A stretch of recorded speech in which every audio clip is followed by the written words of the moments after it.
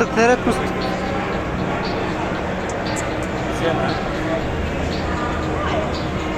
Mustafa. Mıstık seyret. Alalım oğlum sana şu maçları. Ha?